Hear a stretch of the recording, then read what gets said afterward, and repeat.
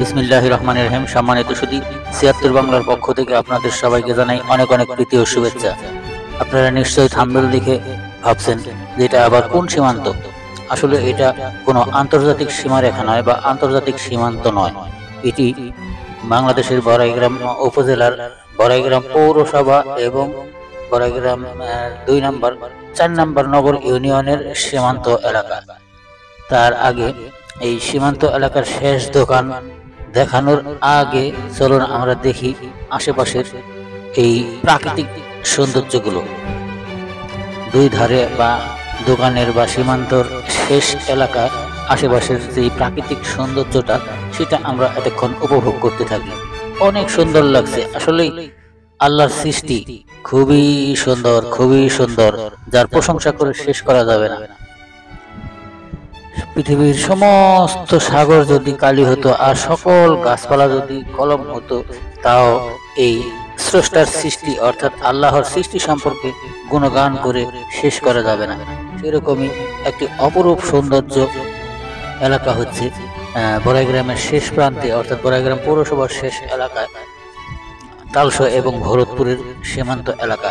আর এইখানে এই সীমান্ত এলাকায় একটা ছোট্ট একটা দোকান করেছে একজন, চায়ের দোকান। একটা বেশ সুন্দর পরিবেশ, মনোরম পরিবেশ এবং লোকজনের সমাগম বেশ অনেকই হয়ে থাকে। এইখানে দুই দিক থেকেই বিভিন্ন জায়গা থেকে দূর দূরান্ত থেকে লোকজন এসে এখানে আড্ডা মারে। অনেক সুন্দর লাগে পরিবেশটাও। রাস্তার মাঝখানে অর্থাৎ ডানেও অনেক দূর যেতে হয় জনবসতির জন্য, বামেও অনেক দূর যেতে হয়। মাঝখানে ছোট্ট একটি পাকা রাস্তা বিলের মাছ দিয়ে বয়ে চলা। এই রাস্তার এক মোড়ে একটা দোকান করেছে। এখানে বেশ ভালোই লোকজনের জমজমাট আয়োজন হয়ে থাকে, অনেক মানুষজনের ভিড় লেগে থাকে সবসময়।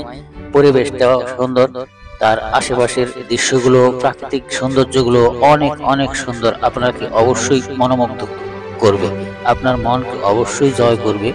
তবে দোকানে যাই হোক না কেন, দোকান যেমনই হোক না কেন, পরিবেশটা অনেক সুন্দর। প্রাকৃতিক সৌন্দর্যের মধ্যে আপনি হারিয়ে যাবেন এখানে আসলে। এই এলাকাটা সত্যিই অনেক মনোমুগ্ধকর, আমার কাছে বেশ ভালোই লেগেছে। আমি প্রায় আসবো বলি, কিন্তু আসার মতন সুযোগ হয় না। তো হঠাৎ করে চলে আসলাম এক ছোট ভাইয়ের সাথে। বেশ ভালোই লাগছে পরিবেশটা। আশা করি আপনাদেরকেও ভালো লাগবে। আপনারা আসবেন, দেখবেন, ঘুরে যাবেন, বেড়াতে যাবেন। আপনারা নিশ্চয়ই দেখতে পাচ্ছেন ভিডিওতে অনেক লোকজনের সমাগম দেখা যাচ্ছে।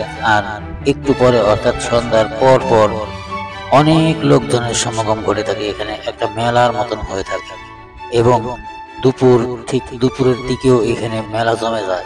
অনেক মানুষজনের আনাগোনা হয়ে থাকে দূর দূরান্ত থেকে, মোটরসাইকেল নিয়ে, রিক্সা, ভ্যান, যে যা পারে যেভাবে পারে হেঁটে হোক আর যেভাবে হোক এখানে এসে সবাই জড়ো হয়ে যায়। প্রচুর মানুষের আনাগোনা হয়ে থাকে।